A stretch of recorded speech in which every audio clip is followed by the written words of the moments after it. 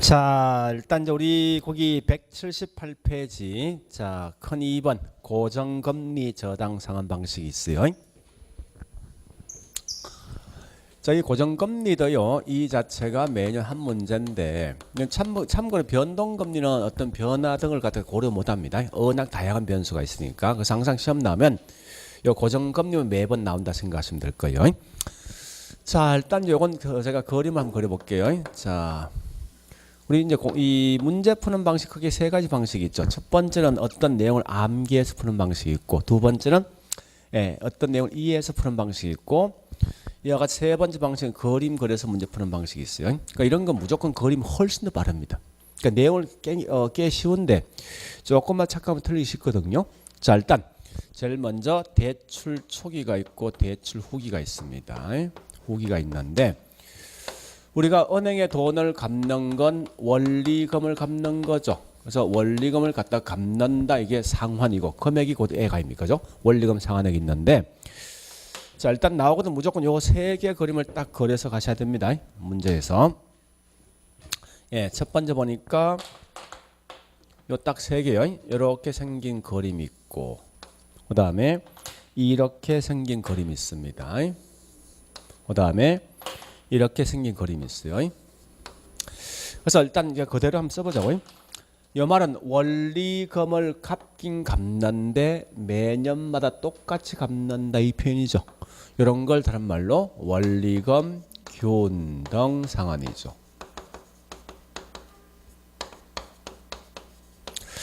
자, 얘는 원리금을 갚는데 점점점 올라간다죠. 올라갔는데 원래 앞에 원리금 포함되어 있는데 이거 빼버리고 있죠. 그냥 최정식 상환.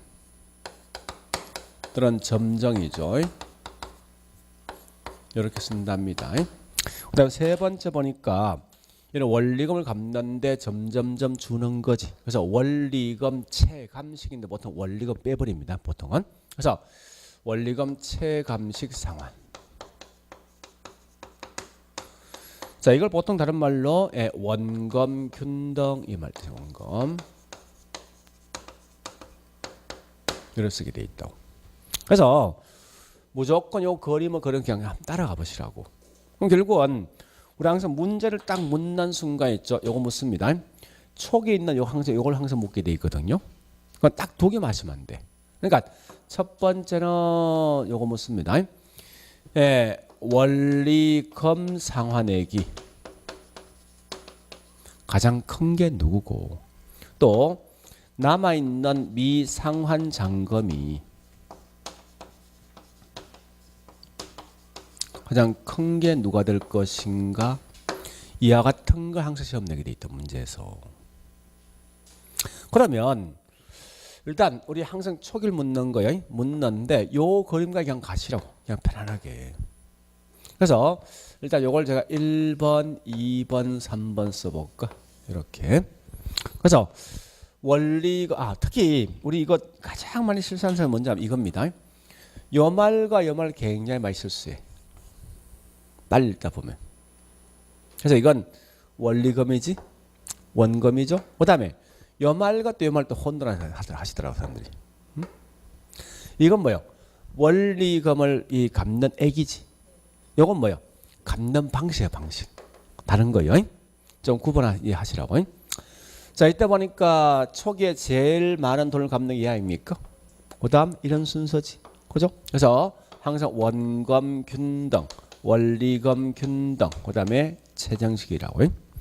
그러면 앞에 많이 갚은 만큼 남아있는 잔금이 훨씬 더 적겠지. 그래서 이 말은 여기 있는 미상환 잔금이 크단 말은 앞에 갚았던 금액이 적을 때 훨씬 남아있는 잔금이 더 큽니다. 그래서 이런 순서 되겠다. 거꾸로, 그죠? 이렇게 보시면 돼요. 여기 가장 이제 기본 틀이 틀. 그러면 이 말 좀 가면 이 말 아닙니까? 따라서 얘는 좀 여기 확대하면요, 원금 회수. 자, 원금 회수인데, 자, 원금을 갖다가 회수할 건데 해수 위험이 큰 게 누구냐 이러시면 된다고. 이 말은 그만큼 뭐 있으면 남아있는 잔금이 더 큰 거 아니야? 표현 자체가.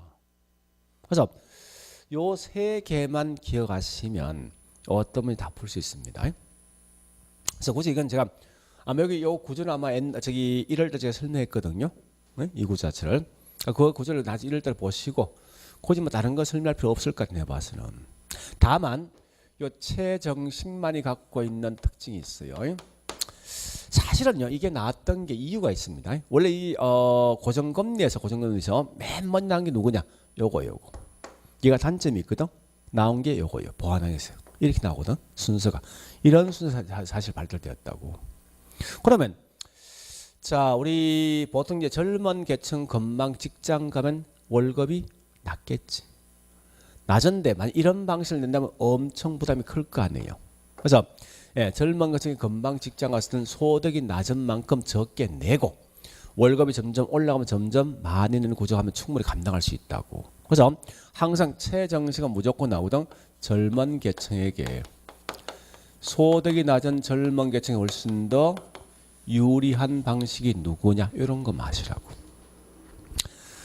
자 그리고 요 이제 두 개를 비교할 건데 자 요거 묻습니다. 얘는 특히 많이 묻는 게 원금 상환액과 있죠.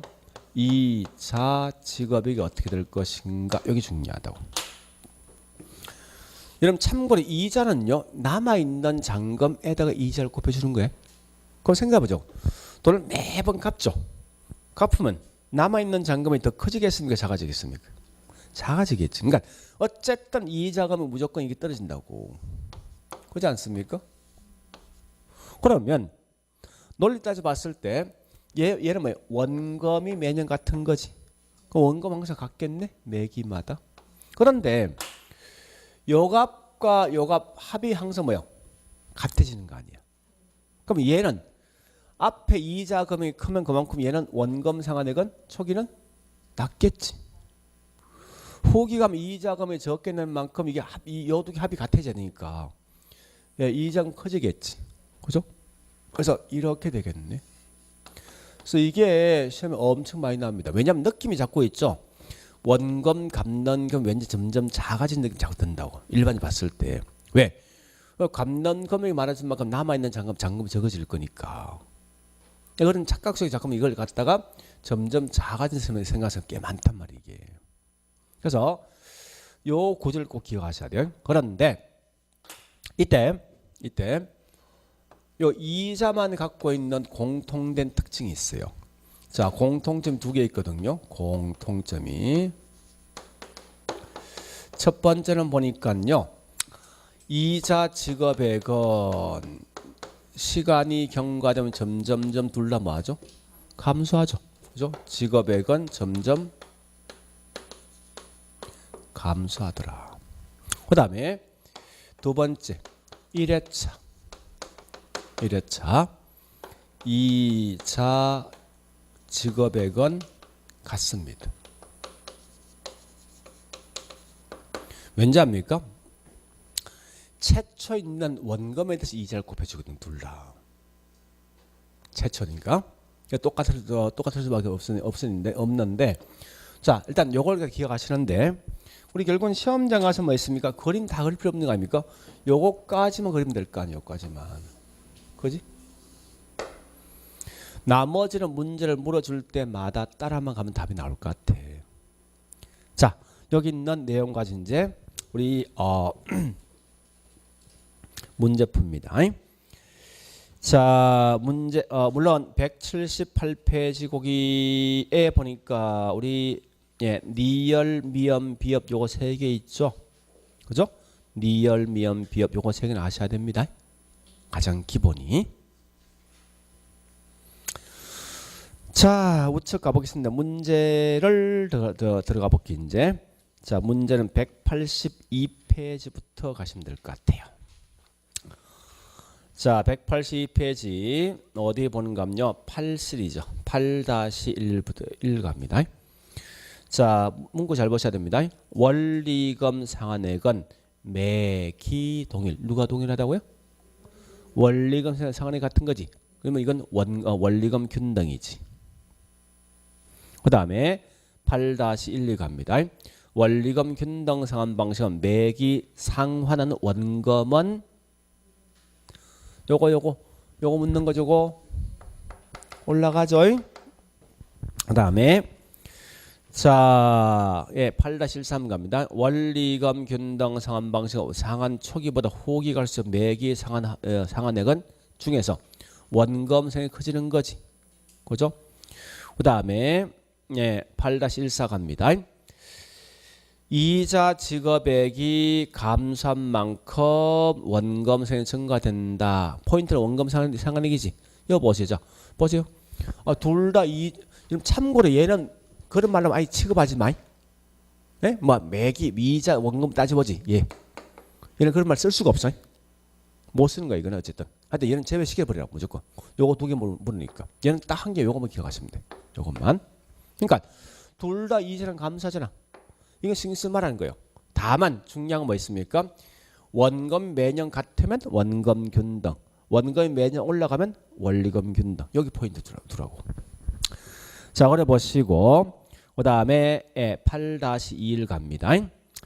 원리금 상환액 부담이 초기는 적게 한 대신 점점 올라간다. 무슨 방식? 재정식이지. 8-2 갑니다. 미래 소득 증가 예상된 신혼부부의 유리한 방식이 점정식이죠.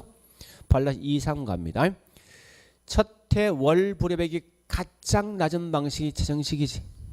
그 다음 8-3일 갑니다. 매기에 상환하는 원리금이 점점 감소한다. 자, 원리금 감소는 무조건 예지. 원금 균등. 자, 그다음에 자, 8-3이요. 예, 매 기간 상환하는 원리금 상환액과 대출 잔액이 점점 감소한다. 요 문제 좀 괜찮은데, 자, 여기 보세요. 이거 묻는 거 아닙니까? 네, 거기 보니까 여기 보세요. 이거 묻는 거예요. 원리금은 점점 감소하지. 그지? 또한 야채 뭐 있으면 남아있는 잔금도 줄지. 얘는 남아있는 잔금 커져? 남아있는 잔금 미상한 잔금 줄 거 아니야. 원금 계속 갚아가니까. 그죠?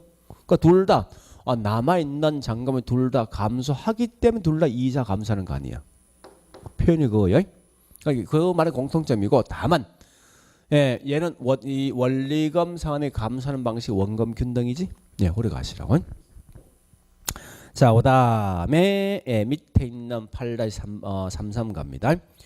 대출 기간 초기에 원리금 상환이 가장 많다. 누구? 원금 균등. 자, 8-34 있죠. 요거 한번 읽어보세요.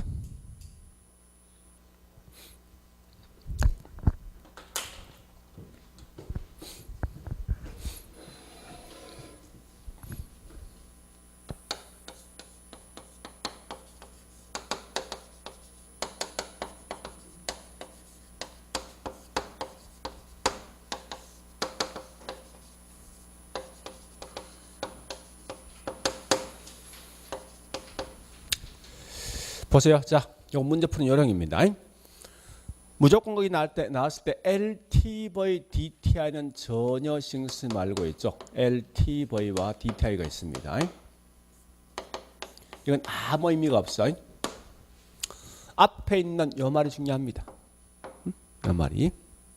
이건 큰 의미가 없다 지금. 그래서 요 말 나가도 무조건 같은 말이 이거예요. 같은 말이. 원리금 상환액은 이 말 뜻이에요. 표현 자체가.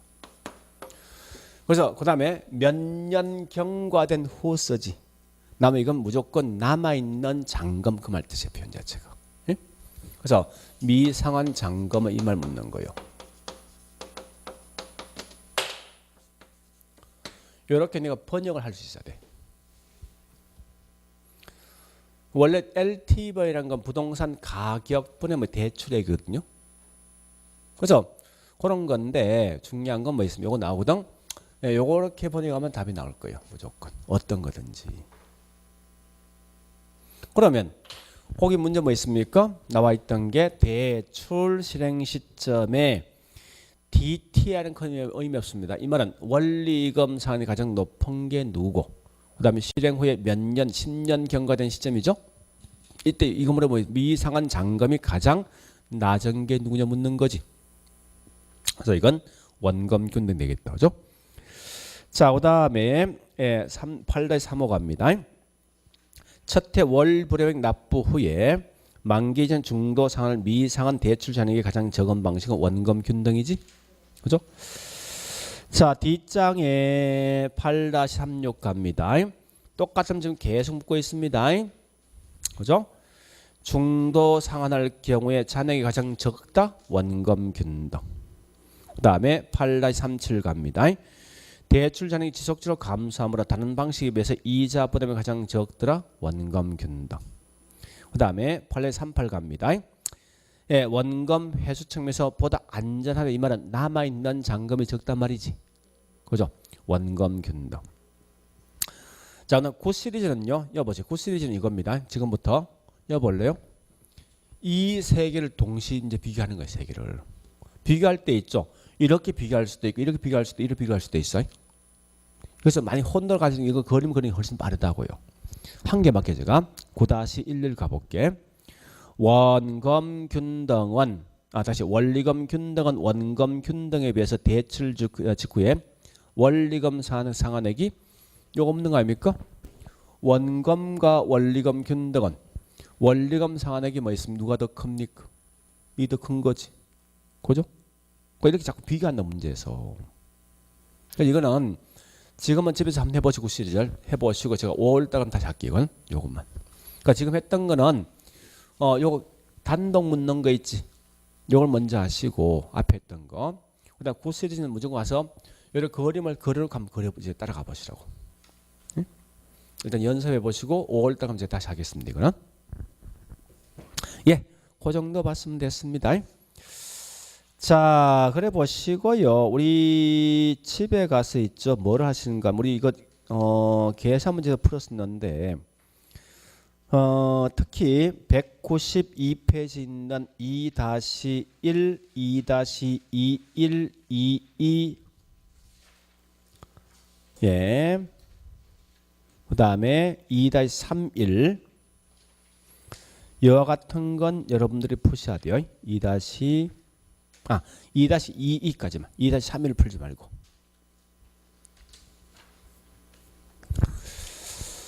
그러니까 이거는 계산 문제를 꼭 푸셔야 됩니다. 자, 그래 보시고 이제 여기까지 했으면요.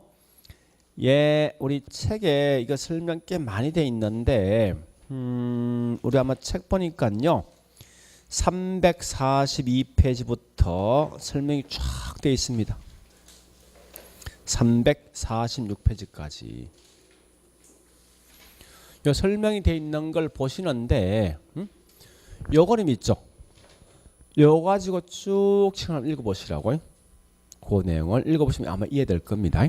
근데 문제는 뭔가 우리 그 기출된 문제 있죠? 요걸 내가 풀어보고 이해되지? 되면 그 책 볼 필요 있습니까? 없는 거 아닙니까? 그죠? 이해 안 될 때 책 보시라고. 일단 그렇게 자꾸 이제 시간을 좀 줄이시라고, 공부하실 때. 자, 그다음 변동 필요 없고 쭉 가서 이제 352페이지 있는 부동산 정권인데 일단 우리 책은요, 이걸 먼저 하셔야 됩니다. 356페이지. 자, 그 밑에 그림이 있거든요. 그걸 나중에 좀 하셔야 됩니다. 하시는데 일단 우리 저기 뭐 있습니까? 예, 천재는 보니까 천재는 194페이지요.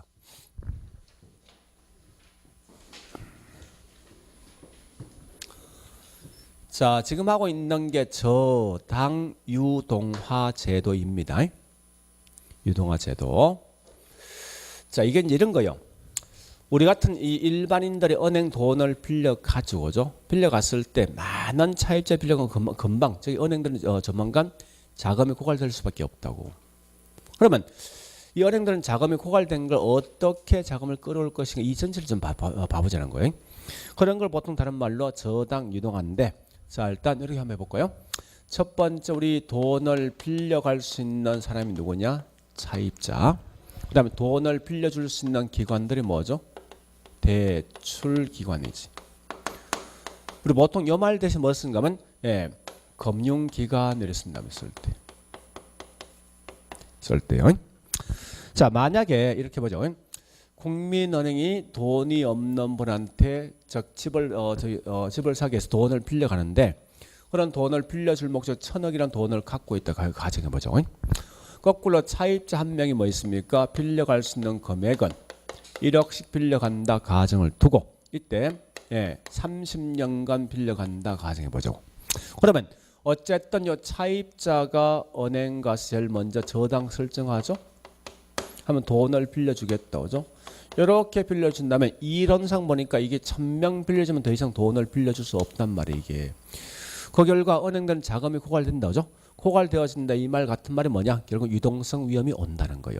그래서 알 수 없이 얘들도 뭐 있습니까? 또 다른 기관 찾아서 내가 현재 돈이 필요한 돈 좀 빌려달라고 요구한다고. 그래서 항상 돈을 빌려주는 게 기관은 무조건 대출기관입니다. 그래서 이거 두 개를 좀 구분하기 위해서 어떻게 하는 거면 최초로 돈을 빌려준다 해서 1차고 그 다음에 추가적으로 돈을 빌려준다 해서 2차입니다. 그러면 이 잡았던 자를 몽땅 팔면요. 이렇게 돈이 돌아온다고. 자, 우리 보통 2차 대출 기간은 한국은행이 아니야. 요건 기억하시라고. 한국은행이 아니라 우리 가끔 보니까 이런 간판 붙어 있죠. 할아버지 간판. 그죠? 딱 요 기간인데 요 중간에 요거 붙습니다. 그래서 이게 뭐냐? 얘가 보니까 한국 하우징이 뭐죠? 주택 파이낸싱이 금융이죠. 그 다음에 컴퍼니가 뭐죠? 이런 간판 본 적 있습니까? 한국주택금융공사. 이 앞에 있던데 보니까. 얘가 결국 이런 기관이라고 쉽게 말해서. 그래서 이 말 대신 보통 쓸 때 원래 정확한 말은 유동화 중개기관을 쓴다고 쓸 때. 우리 보통은 이렇게 쓰게 돼 있어요. 그래서 항상 나오는 결국은 은행들이 결국은 부동산 관련돼 있는 저당을 팔 수 있는 것은 한국은행이 아니라 한국은예입니다. 이걸 기억하시라고. 그럼 얘도 만약에 자금이 1,000억이라는 돈이 있다라고 가정되면 이론상에서 1,000명 몽땅 빌려주면 돈이 없는 결과 저당권 몽땅 팔면 1,000억 들어오죠. 그러면 또다시 이런 뭐 있습니까? 추가적으로 1,000명 더 빌려줄 수 있는 거 아니에요? 그죠? 그 결과 이제 1차이든 2차 둘 다 뭐 있습니까? 자금이 고갈되겠네. 그래서 알 수 없이 여기 있는 2차 대출기관들은 요 투자자한테 있죠. 자신이 설정돼 있는 이 저당권을 가지고 얘는 정권을 발행합니다. 하면 이 정권 자체 어떤 수익이 있다라고 생각되면 결국은 투자자 이 정권을 산다고. 사면 그 즉시 돈이 흘러가겠다죠. 가면 이제 뭐 있습니까? 요 둘 다 유동성 위험을 회피할 수 있다고. 그러면 지금 하고 있는 우리 잠시 요 유동이란 말과 유통에 대한 차이를 보시는데 유동과 유통은 공통된 말이 흘러간다, 넘어간다, 이전된다 이 말이거든요. 근데 우리 자동차가 이동되는 시장이 무슨 시장입니까? 자동차가 매매되는 시장 유통입니까? 유동입니까? 유통이지. 결국 이 말은 유형물 자체가 이동되는 게 유통이고 무형물 자체 이동되는 게 유동이거든. 현재 넘어가는 게 뭐 있습니까? 저당권 넘어가지. 원래 우리 이 비록 저당권 저당인데 민법상 저당권 쓴다, 그죠? 그래서 이걸 보통 말하면 다른 말로 넘어가는 대상이 저당이고 무형물 넘어간다 해서 뭐합니까? 유동화 제도라 쓴다고 쓸 때. 자, 그런데 이 정권이 크게 두 개 있어요. 지분 정권이 있고 그 반대 뭔지 압니까? 부채 정권 두 개 있다고. 이때 우리 지분 정권 우리 아까 이거 한 적 있죠. 지분과 부채에 대한 차이 한 적 있죠. 지분은 주식. 그러니까 우리가 알고 있는 손해보고 이익 보는 물건입니다. 부채 정권은 반드시 약속한 날짜 원금과 이제 보장되는 거지. 그래서 우리 보통 채권이란 말은 연말춘 말입니다. 그러니까 반드시 원금 이자가 보장되는 정서가 있는 권리라고. 보통 저당 유동에 쓰고 있는 이 정권은요. 여기 있는 요걸 말합니다. 지분 정권보다. 그러면 때에 따라 보니까 1차가 직접 이렇게 뭐 있습니까?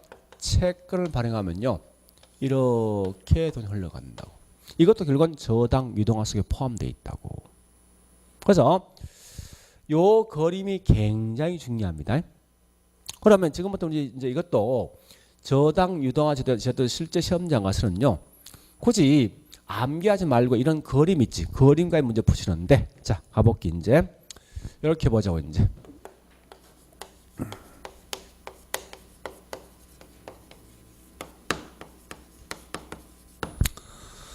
자, 저기 있는 그림을 조금 제가 좀 달리 한번 써볼게요. 최초에 보니까 누가 있습니까? 차입자가 있지. 그죠?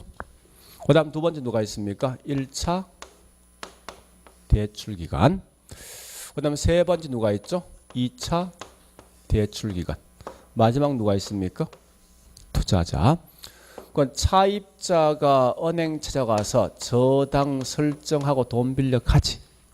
또 1차 대출기관들도 돈이 없으면 자신들이 설정했던 저당권을 팔아서 자금 확보한다고. 그런 다음에 2차 대출기관들은요. 얘들은 뭐 있습니까? 요 설정돼 있는 저당권을 가지고 다시 이렇게 뭐 있습니까? 투자자한테 채권 발행하지. 또 때에 따라 이게 직접 이렇게 채권 발행할 수 있습니다. 그죠? 그러니까 요 그림 한 개만 그래서 무조건 가시라는 거예요. 굳이 암기하지 말고.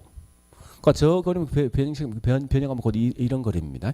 그래서 요걸 가지고 문제 물어줄 때마다 따라만 가면 답이 나오게 돼 있어. 자, 우리 거기 있는 194페이지의 이건 무조건 동그라미 7번까지 있죠. 7번까지만 딱 보시면 돼. 7번까지. 그래서 그 그림가에 가시면 무조건 문제 다 풀린다고. 자, 일단 1번부터 봐보시고요.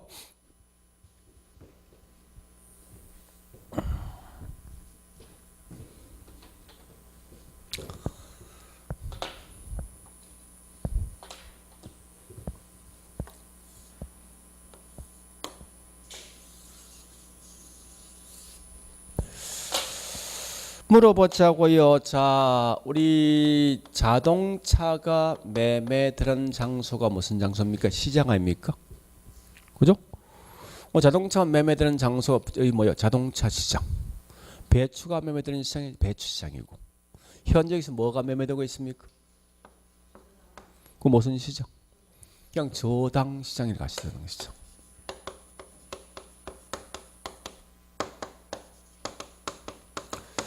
그런데 저당권이 뭐 있습니까? 최초로 형성되는 곳이 요거 아닙니까?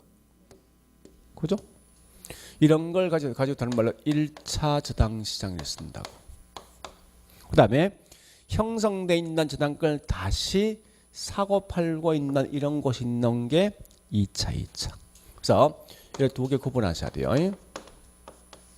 두 개를.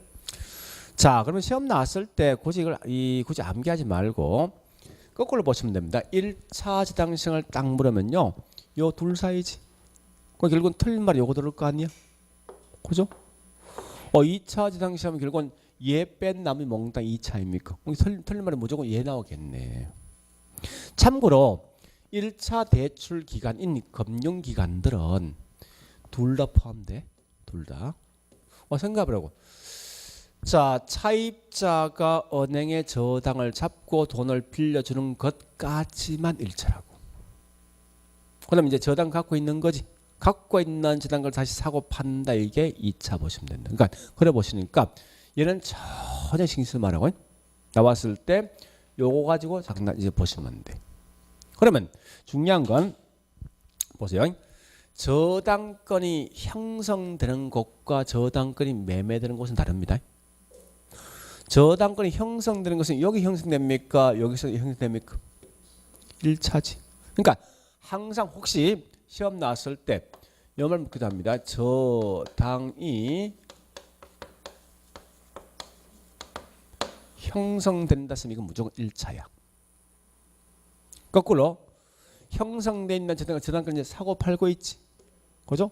이런 게 2차라고. 그러니까 우리가 알고 있는 저당이 매매되는 시장이 있죠. 이런 걸 2차로 보시면 돼요. 자, 그다음 2번 해보시고 읽어보시고.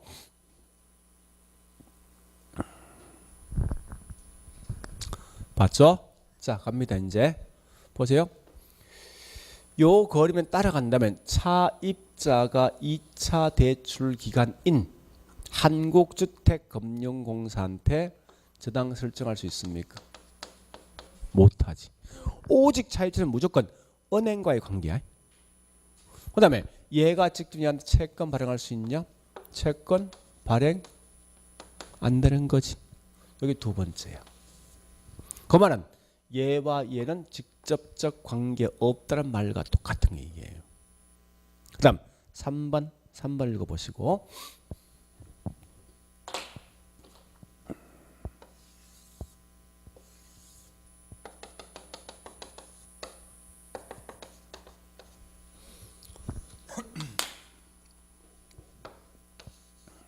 자, 보세요.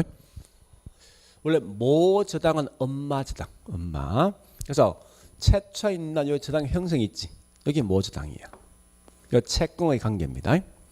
요 둘 관계가 직접적 관계가 있을 것인가 묻는 건데, 곧 이 말이 이겁니다.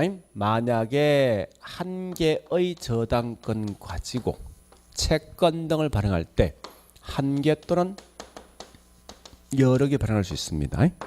좀 더 설명하겠지만, 그다음 여기 우리 차입적 은행 돈 빌려면 대출금리 저당자본계.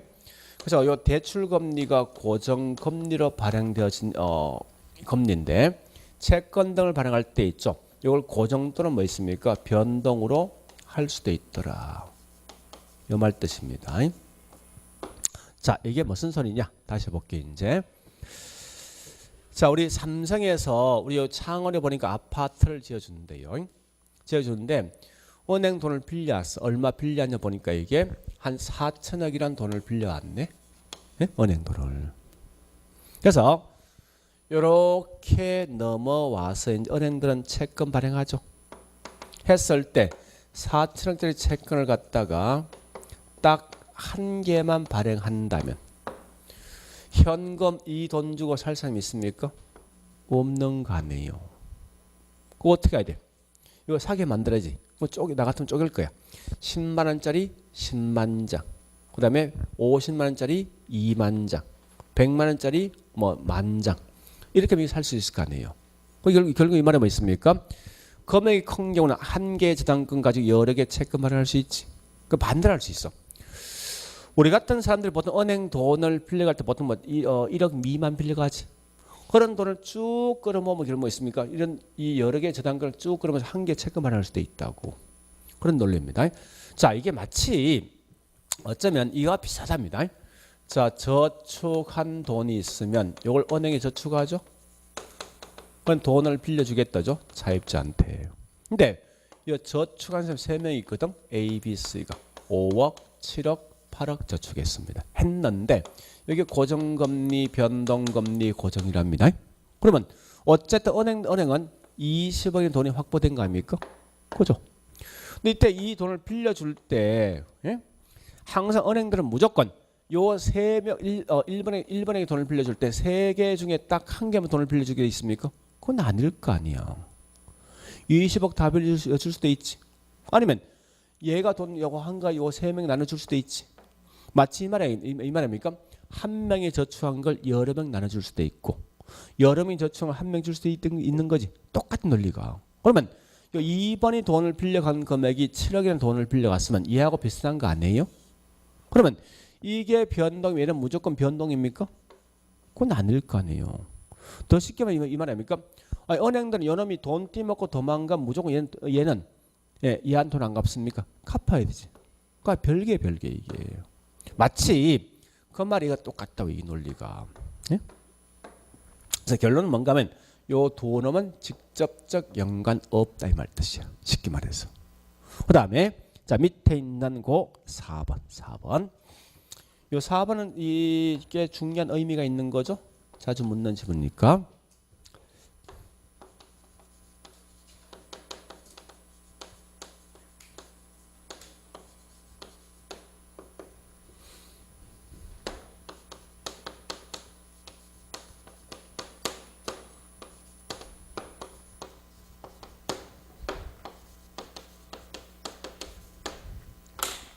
보세요.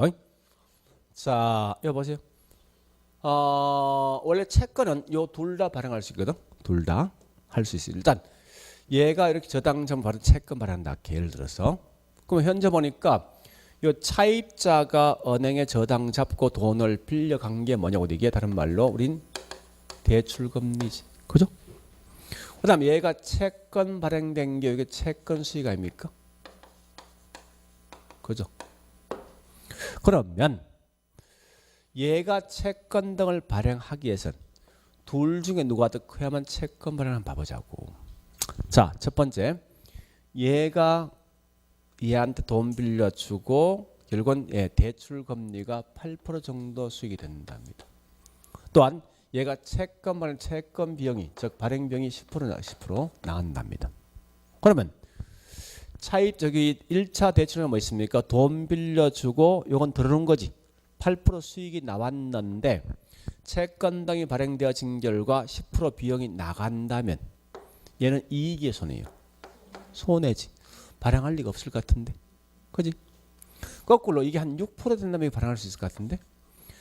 돈 빌려주고 8% 들어왔던 수익을 가지고 채권 발행된 결과 6%라고 요 차이만큼 이익을 볼 것 같은데. 그죠? 그래서 문제에서 대출 금리가 여기 대출 금리죠. 대출 금리가 채권 수익보다 높을 때 채권 발행돼 이 말입니다.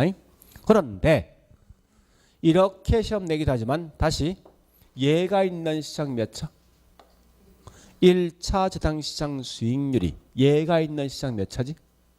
2차 저당시장 수익률보다 높을 때 채권 발행된 데를 보시면 돼요. 자, 그 다음에 밑에 있는 그 5번 읽어보시고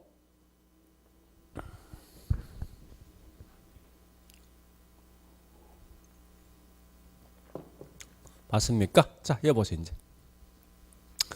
보세요. 만약에 여러분들이 현재 1차 대출 기관인 금융기관 입장입니다.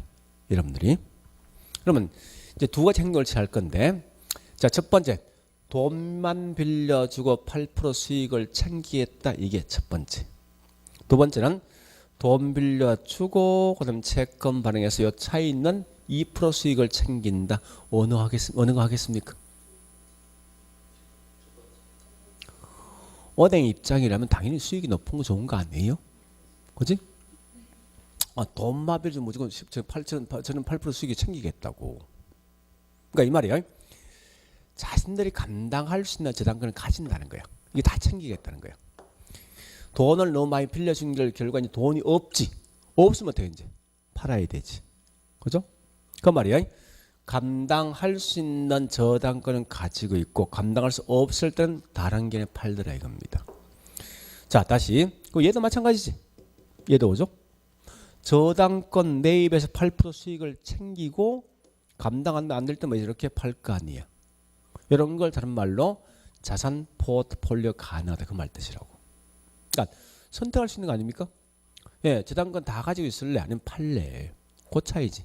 그래서 항상 나오거든 1차이든 2차이든 자신들이 감당할 수 있는 저당권은 가지고 있고 감당할 수 없는 저당권만 또 다른 게 팔 수 있는 자산 포트폴리오 가능하다를 보시면 돼요. 됐죠?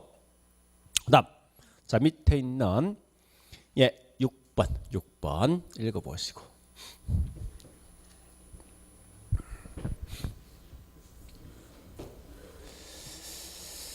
봤으면요 여기 보실래요? 자, 이거 묻는 거면 이제 자 보세요.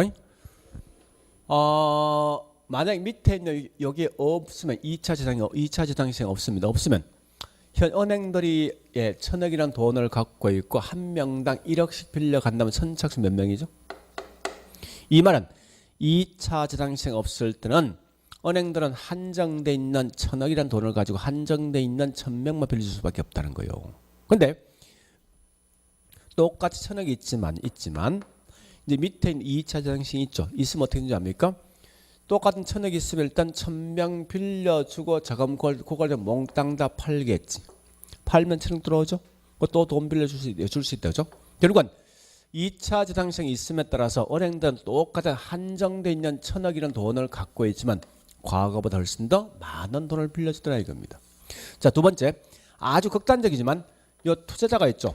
채권만 발행되면 100% 전부 다 매입한다 가정해봐요. 예를 들어서 자, 일단 1,000명 빌린 돈 없는 거지. 몽땅 지난 거 팔면 1,000억 들어오지. 근데 얘는 돈이 없다죠. 또 다시 얘는 뭐지? 몽땅 다 채권 발행은 어떻게 합니까? 1,000억 들어오지. 원래 상태야. 또 1,000명 빌려주고 없으면 저당권 팔면 돈 들어올 것이고 또 채권 발행된 결과 1,000억 들어온다죠. 계속 돌더라 이겁니다. 그래서 이론상 무한대 대출도 가능하다는 거지.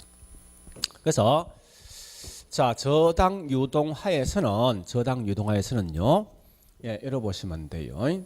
자, 그럼 결국은 우리 물어볼게요. 따라서 저당이 유동화되기 위해서는 1차 저당시장이 중요합니까? 2차가 중요합니까? 누가 있어야 돼? 2차가 있을 때 가능할까요? 가능하다죠. 곧 거기에 뭐냐? 거기 밑에 있는 7번. 그 말입니다.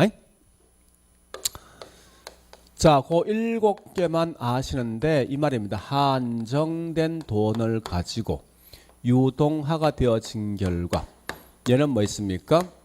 훨씬 더 많은 돈을 빌려주고 이론상 무한대 대출 가능하더라 하는 게 6번이에요. 그래서 요거 집에 가서 저같이 요렇게 그러면 그려놓고 있죠. 한번 따라가 보시라 이렇게. 한 번만 따라 문제 풀 수 있거든 이거. 그러니까 이건 굳이 암기하는 부분이 아니란 말이 이게. 그래서 요 그림만 나중에 그려서 그냥 이 시험장 가야 된다 무조건. 그러니까 풀 수 있단 말이 이게.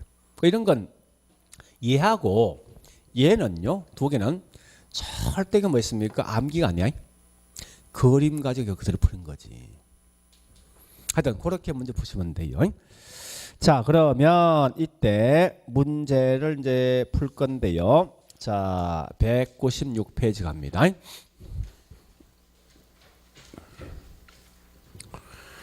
네, 거기 1-1번 갑니다. 네, 저당 대부 원하는 수요자. 여기 누구냐? 예, 차입자. 저당 대부를 원하는 금융기관 이게 1차 대출기관이죠. 사이로 짓는다. 이게 1차 저당 시장이다. 그죠? 그 다음에 1-2번요. 저당 대출 기관과 다른 기관 투자사에서 저당을 사고 팔죠. 이건 뭐야? 2차 되겠다. 그 다음에 2-1번 1차 대출 기관들은 저당권을 팔고 필요한 자금을 조달할 수 있는 곳이 어디죠? 2차 저당 시장이지. 그 다음에 2-2번요. 1차 저당 대출자 우리가 알고 있는 이 대출 기관들이지. 은행들. 자금의 여유가 있더라도 저당을 자신들의 자산 포트를 일부러 보유할 수가 있지. 그죠? 자, 그 다음에 3-1번 갑니다. 자, 이건 잠시 설명드릴게요. 이거 보세요. 요 2차 대출 기간은 회사의 실체가 있는 회사가 될 수도 있고 회사 실체가 없는 회사가 발행할 수도 있어요. 자, 좀 이따 할 건데 자, 이런 건 좀 미리 정리해 볼게요. 자, 2차 대출 기간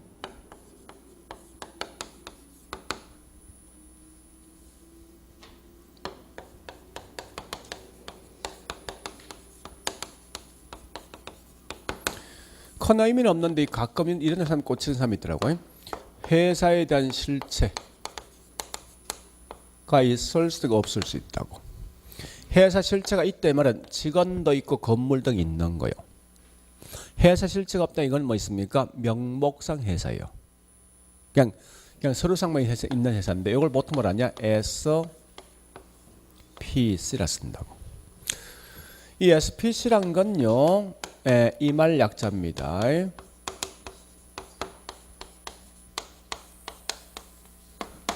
요말 약자거든요. 그러니까 그냥 그대로 번역하면 돼요. 특별한 목적을 달성하기 위해서 만들어진 인위적 회사다. 그러면 그 목적만 달성되면 이 회사는 자동 해산되겠다 이 말 뜻이에요. 그러면 그 회사 그만큼 있으면 움직임을 좀 자유롭게 하기 위해서 반드시 이 회사는 항상 성격이 뭔가 하면요. 성격이 페이퍼 컴퍼니입니다. 이런 걸 다른 말로 예, 서류상 있는 회사 해서 다른 말로 명목회사 를 쓴답니다. 쓸 때. 그러니까 이런 말 정도 있다 보시면 돼요. 그래서 자 사실은 제가 엄밀히 설명해 볼게. 우리 2차 대출 중에서 회사 실체가 있는 회사 중에 가장 대표적인 예가 누구냐? 아까 요 그림 있었지. 한국주택금융공사 회사 있어요? 건물이 있다고. 근데 그래서 보통 이제 회사 실체가 있는 회사에 있을 수도 없을 수 있습니다. 참고로 자 여보세요.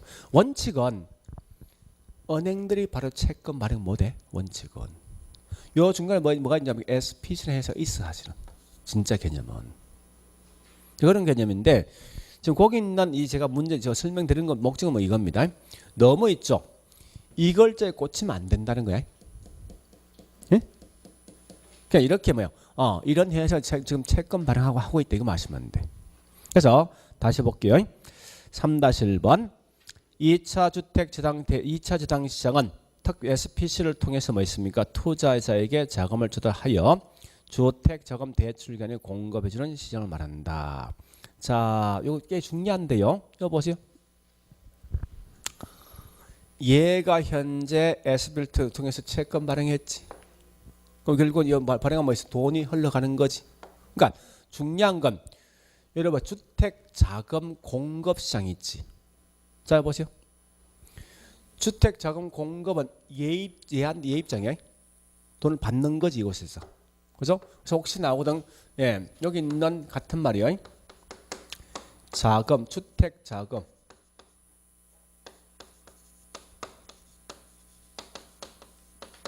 공급해주는 기간 몇 차예요? 2차야. 얘한 돈을 공급해주는 거 아닙니까? 그죠? 그 얘는 얘한테 뭐 해주는 거 이제? 이건 공급의 대출이야. 얘 입장에서 뭐요? 항상 얘 입장 봐야 돼. 돈 빌려주는 거지. 이건 대출이야. 그럼 얘 입장에서 뭐 돈이 들어오는 거지. 이건 자금 조달이지. 이건 공급이라고. 그러니까 요말 이 헷갈려 만드는데. 자, 이때 자금 뭐요? 요건 뭐 해주는 시죠? 그러니까 이런 걸 시험 내기도 해. 이런 것도 좀 기억하시라고요. 자금 공급은 결국은 2차고 자금 대출은 뭐 있으면 1차가 된다 보시라고.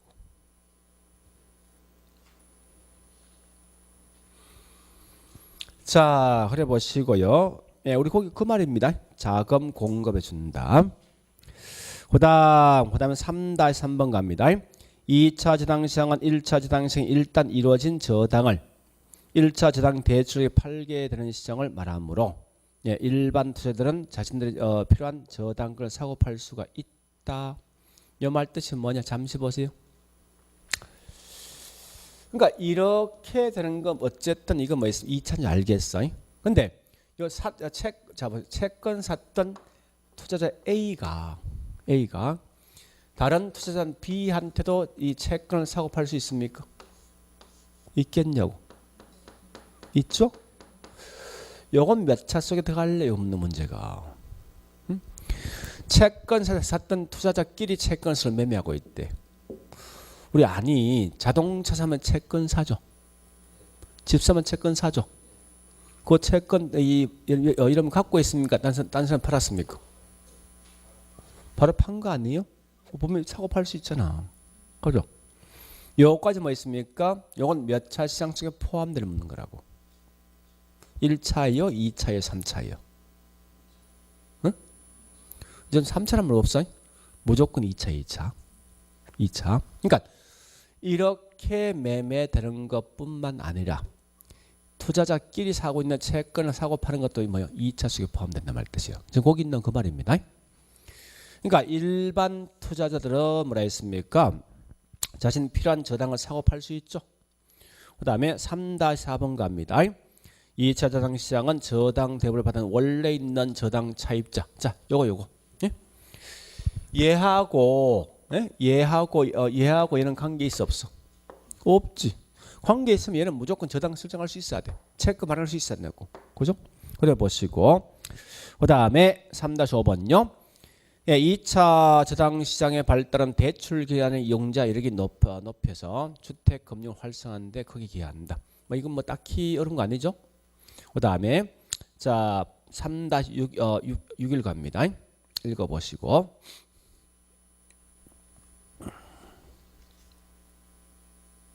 봤으면요, 여보세요 이제. 여보세요. 아니, 여볼래요? 요 차입자가 보세요.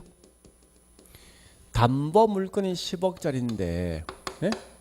담보가 A 대출을 한 게 보니까 이게 대출 금액이 한 50억 원 돈을 빌려갔대. 응? 만약에 벌써 부실이죠. 발행된 이 채권 사겠냐고 여러분들이. 네? 이런 담보 잡힌 이런 채권 갖다가 가지고 발행된 채권 사겠냐고. 안 살 거 아니야. 만약에 10억짜리 담보 물건이 3억이란 돈을 빌려갔대. 이건 안정성이 있는 거지. 그러면 이 채권 살 거 아니야. 이런 물건일 때 그만큼 채권이 활성화되는 거 아닙니까? 그래서 밑에 있는 뭐 있으면 거기 있는 3-6번 6일이 그 말입니다. 그러니까 정상적인 돈을 빌려주기 위해서 그만큼 대출 조건을 표준화시키는 거예요. 자, 3-6번 갑니다. 6이. 자, 선진국에서 일반적으로 2차 지당시장에 발행된 투자상품. 다시 2차 지당시장에 발행된 투자상품 있죠. 요 줄 거 놓고. 그 말이 뭐냐? 밑에 써놓으세요. 채권. 그게 채권입니다. 이 말은 채권은 대출 금리보다 더 낮은 액면일 때 요걸 채권 발행되겠죠. 자, 우측 갑니다. 4-1번 주택지당 담보 채권 유동화는 자, 채권 유동은 몇 차입니까? 2차지. 자, 4-2번 가볼까? 저당 유동한 대출자인 금융기관들은 뭐예요? 한정돼 있는 돈을 가지고 다수의 수요자 공급자에게 돈을 빌려줄 수 있는 거지. 자, 4-3번 갑니다. 한국도 현재 2차 주택 저당 시장이 도입되어 있습니까? 있지. 그게 누군데? 한국주택금융공사죠. 그 다음에 자 4-4번 갑니다. 읽어보시고요.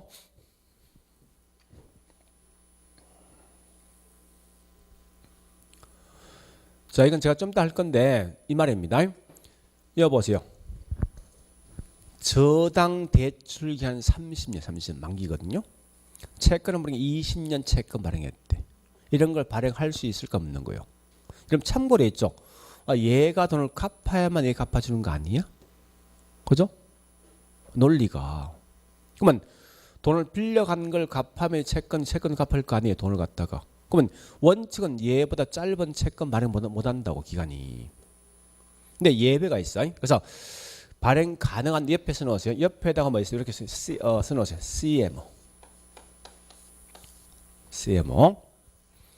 그 4-4번은 CMO에 대한 설명입니다. CMO. 나머지 4-5일부터 있죠. 네, 5-1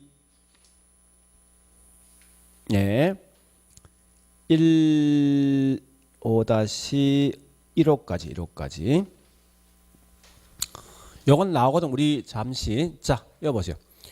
여러분 앞으로 저당 유동화에 대해 설명이 쭉 나왔을 때 이러이러한 장점들은 갖고 있지만 이러이러한 단점이 됐어죠.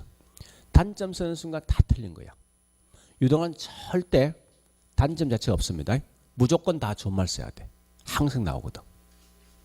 그래서 굳이 설명할 수 있는 시간만 소비되니 큰 의미 없거든요. 그래서 어쨌든 그런 형태를 기억하시라고.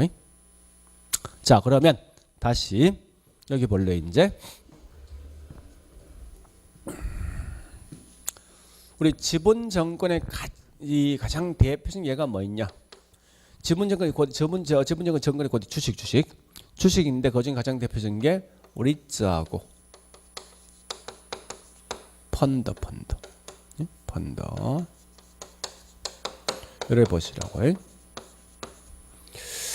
채권 중에 가장 대표적인 세 개 있습니다. 여기 세 개 있는데 MBS가 있고 CMBS가 있고 그다음에 ABS가 있습니다.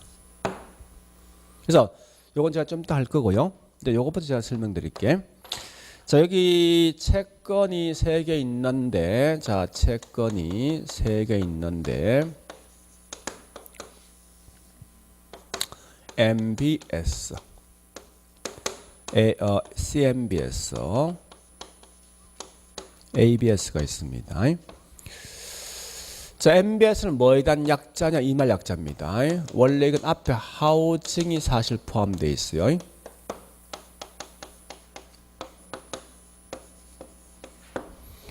그 다음에 여기에 100.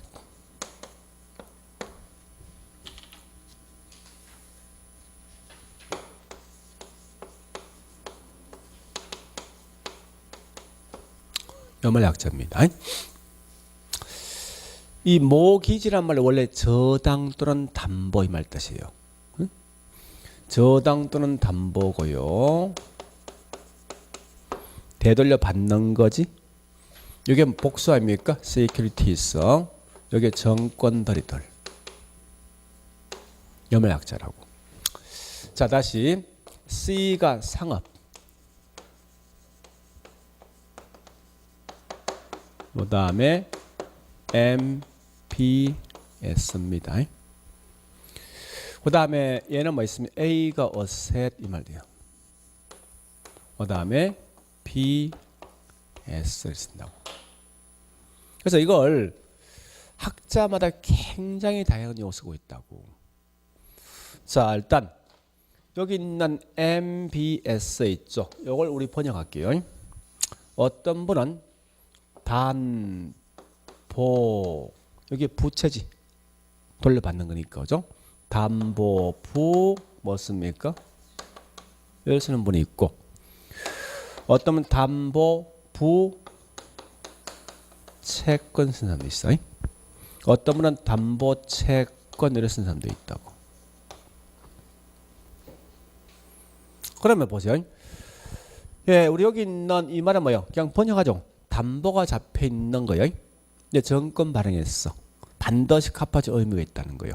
그래서 이런 걸 다른 말로 담보부 정권 쓰는데, 학교는 다양한 용어 쓰는데, 특히 요 부는요, 요거는 우리 일본식 용어인데, 일본에서 보통 요 부를 뭐라는 거면, 예, 등에 지고 있는 짐이야. 어깨에 지고 있는 짐이라고.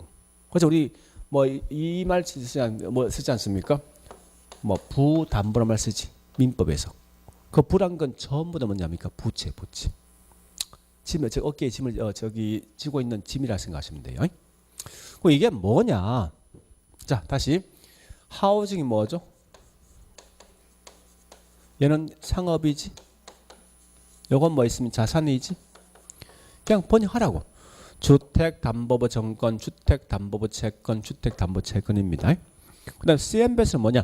상업담보부 정권, 상업담보부 채권, 상업담보 채권 이렇게 번역하시면 된다고. 이런 물건이 뭔가 이겁니다. 이 별거 사실 아니거든요. 보세요. 자, 이 말입니다. MBS는 자, 이 말이에요. 내가 현재 집을 사기 위해서 은행에 돈을 빌려갔어. 담보가 뭐죠? 집이지. 넘어와서 채권 발행된 게 MBS라고. 우리 학은 건물 이건 상업용 건물이지. 요걸 사기 위해서 은행 돈 빌려갔다. 그건 담보 물건이 뭔데요? 상가입니까? 이 물건 가지고 채권 발행된 게 CMBS. ABS는 뭐냐? 돈의 가치가 있는 거. 즉 카드 할부, 자동차 할부, 또 리스 같은 게 있죠. 그 할부 금리가 벌써 이게 저당 잡히는 거예요. 그럼 보이지 않는 자산을 통해서 만들어진 채권 ABS는. 그러니까 중요한 건 담보 잡혀 있는 물건 자체가 뭐냐? 요것만 해서 문제 풀 수 있다는 거예요. 그러면 자, 다시 여기 가볼게요. 그럼 지금 쓰고 있는 이 채권이란 건 크게 세 개 있네. 그죠? 세 개. 그래서 첫 번째 보니까 MBS가 있고 또 뭐가 있습니까? 또요? 이런 것이 하면 딱 정해져 있습니다. 담보가 뭐냐 중요하다고. MBS는 담보가 뭐요? 주택이지. CMBS는요? 요 상업이라는 의미를 두 개 구분하셔야 돼. 이런 상가 건물도 담보가 되겠지만 우리 기업용 부동산 있지. 이 기업용 부동산 일종의 커머셜 이거예요. 그러니까 기업용 부동산 또는 뭐 있습니까? 상가 건물이 담보 잡혀서 채권 발행된 게 이게 CMBS라고. 얘는 자산을 통해 담보 잡힌 거요. 이래 보시면 돼요. 근데 이런 건 전부 다 우리 항상 쓸 때 있죠. 영어 약자를 꼭 써주게 돼 있어요. 전부 다. 몽땅 다. 근데 최근에 보니까 여기 이제 어느 정도 MBS는 어떤 특정 용어로 벌써 이게 정착돼 있더라고 현재. 가끔 말이 이거는 영어 약자 안 써주더라고. 그래서 요 말 같은 말이 뭐냐? 주택담보증권이에요. 혹시나 주택담보증권 나면 이건 뭐 있습니까? MBS일 걸 기억하시라고. 다른 건 전부 영어 다 써주게 돼 있어. 그러면 이때 이 MBS를 또다시 이게 채권해 보니까요 4개로 나눠줍니다. 자, 맨 먼저 MPB가 있고요, MPTS가 있어요. S가 있는데 여기 있는 이걸 합친 게 뭔지 압니까? 합치면 이렇게 되거든. MPTB가 되고 이걸 좀 더 수정 보완한 게 누구냐? CMO가 있습니다. 자, 좀 쉬었다가 여기 있는 요 4개에 대한 설명할 거예요. 요 4개. 자, 일단 이렇게 해서 일단 내용을 좀 잘 앞쪽에 정리해 보시라고요. 요 내용은. 자, 그러면 좀 쉬었다가 확인을 먼저 두 개 맡겨요. 뭘 보는가 하면 자, 그 문제 중에서 요것만 기억해 보자고요. 다른 건 뭐 크게 그냥 넘어가겠지만 네. 5- 자 198페이지 5-1617 5-2 요거 세 개 할게요. 5-16 예, 보유하고 있는 주택저당 채권의 집합물을 기출해서 주택저당 정권 MBS를 발행한다. 여기 보세요. MBS는 결국은 우리 채권 누가 발행합니까? 얘 또는 얘가 발행하지. 원칙은 얘가 발행해. 얘가 발행한다고. 그러면 한국에는 얘 대신 누가 있습니까? 2차 대신 누가 있어? 그지? 한국은행이 아니라고. 한국주택금융공사지. 그 다음에 5-17은 보니까 얘 끝에 MBS 나 있지. 요거 B는 뭐야? 채권이지. 그죠? 부채. 그 다음에 5-2 보니까 CMBS는 담보가 뭐요? 상업이지. 만약 주거 나오면 MBS, 자산 나오면 ABS. 그래 가시면 돼. 됐죠? 자, 그래 보시고 좀 쉬었다가 요 내용 있지. 요거 다시 할게. 요 내용만.